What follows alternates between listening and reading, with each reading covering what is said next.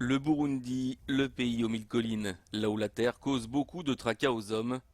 Jean a 73 ans, il ne peut plus cultiver une partie de ses champs. biri mu rubibe bica birahasagarara ntiwabica aho ryase n'ukundengera hamanuka gutyo.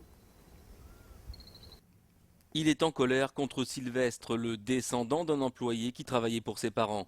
Selon la tradition, le père de Sylvestre avait reçu une petite parcelle à cultiver, mais aujourd'hui Jean lui reproche d'avoir pris d'autres terres à la famille, lorsque celle-ci a fui la guerre civile de 1993.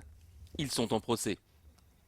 jewe nkaba nsaba ko rero sentare iducira urubanza ko yonkomora itongo ryanje ikabankura ko naco twigeze dusangira nkazogerageza kunyenyagurira abo bana nabo Imana ibahaye bakaza baraza kuza baricira igero baraba kandi ko bafashe nayo kubakwira nuko bakwira niho bakwira n'umwanya mutoya n'ubu batunzwe n'agahinga FAO niwe bafasha kuko bari mu mashira hamwe batunzwe na FAO ngo yaraje ngo ancira ibiti ngo mu 1995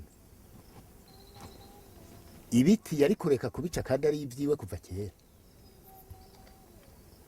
Mu 1995 hari n'intambara ntiyari bwanahere, yarazanye n'abasoda basanga uwo mutama muhira ngo aze kwishuza ibiti. None mu kuza kwishuza ibiti canke ibintu vy'itongo hazamwe abasoda. Impossible de les mettre d'accord, au Burundi ce cas est loin d'être isolé. Les procès liés aux litiges fonciers sont complexes et interminables. La terre manque cruellement, elle est morcelée, abîmée, mais il y a de plus en plus de bouches à nourrir. La population risque de passer de 8,5 à 13 millions d'individus en 2025. Retour chez Jean et ses 28 enfants qu'il élève avec Marie-Rose, sa 4e femme, dans un village érigé par les Nations Unies pour les déplacés de guerre. À cause du procès en cours, Jean ne peut pas cultiver sa terre. Alors Marie-Rose travaille avec d'autres femmes pour une association partenaire de la FAO. La terre est prêtée par la commune. La FAO fournit des semences à haut rendement, patates douces, soja ou encore du maïs. Comme les ménages n'ont que de petites superficies, 20 arts c'est très petit, on essaie d'augmenter les rendements par petite superficie. Et comme ça, pour augmenter les rendements par petite superficie, c'est d'identifier la bonne culture qui donne le rendement le plus élevé, mais c'est aussi d'apprendre à ces ménages d'utiliser les bonnes techniques agricoles. Il faut absolument qu'ils visent des cultures à haut potentiel de production, le maraîchage, la pomme de terre, le fruitier, mais aussi il faut que les jeunes apprennent actuellement à essayer d'entrer dans la création des activités hors sol. Permettre aux populations vulnérables de sortir de l'agriculture de subsistance, une priorité pour la FAO. Un plan d'action de 60 millions de dollars mis en place en 2010 devrait permettre d'aider plus d'1 million de Burundais. Ici par exemple, à Nyamuswanga, ce sont les marais qui sont aménagés pour être exploitables. Les familles s'unissent pour cultiver le riz. C'est une alternative qu'on est en train de mettre en place en aidant les ménages qui ont des parcelles à marée à bien les exploiter et à faire une bonne gestion de l'eau autour des associations, quitte à ce qu'ils puissent cultiver pendant tous les 3 saisons culturelles de l'année. Le plan FAO pour le Burundi permet aussi de financer des travaux de grande envergure. Ici, dans la plaine de Limbo, près de Bujumbura, ces canalisations permettent d'irriguer de nombreux champs.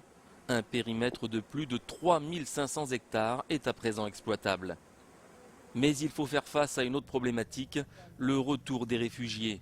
Selon l'UNHCR, ils sont plus de 500 000 à être entrés au pays entre 2002 et 2011. Beaucoup cherchent à récupérer leurs terres.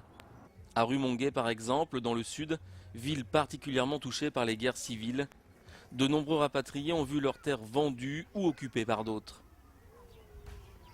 Certains vivent désormais dans des villages ruraux intégrés, construits grâce à l'aide des Nations Unies. C'est le cas de Safia, qui est revenue de Tanzanie. Elle bénéficie d'une petite maison, d'un jardin et un poulailler. Yego neza cyane aha kugira ngo nikore ko ngaha aye ni kurondera ukuntu nobaho n'abana kugira ngo turonke ubuzima butomoye nk'abandi tuca dukora tukikora tugatera utuboga tugatera itomate tugatera ivyamwa byose n'ibindi. Dans ces villages, la FAO aide les rapatriés comme Safia à devenir autonomes pour subvenir à leurs besoins. Comme accompagnement, la FAO essaie de disponibiliser le matériel végétal comme les semences de maïs, de haricots, mais également des plants fruitiers et les cultures considérées de soudure comme le manioc et les patates douces. La FAO, pour diversifier et pour avoir également du fumier, il a distribué des chèvres, 3 chèvres par ménage, pour non seulement avoir des revenus, mais également pour avoir assez de fumier pour pouvoir fertiliser les champs. Mais il n'y a pas de place pour tout le monde, alors la FAO s'associe aussi avec des organisations locales. Les idées sont parfois originales. Sur le terrain d'une prison louée à l'État, voici l'Académie de la ferme. Ici, on apprend aux rapatriés sans terre à cultiver dans un climat de paix et devenir un expert de son jardin. La FAO donne les semences, les intrants, les semences, les engrais, les produits phytosanitaires pour soutenir les paysans, les agriculteurs. Avec le maraîchage surtout, le maraîchage, ça prend 2 à 3 mois. Ils ont quelque chose à manger, ils peuvent avoir un peu de sous pour acheter les matériels scolaires, pour s'habiller, aussi pour s'alimenter. C'est un processus, le maraîchage, c'est un processus qui les aide à retrouver la vie.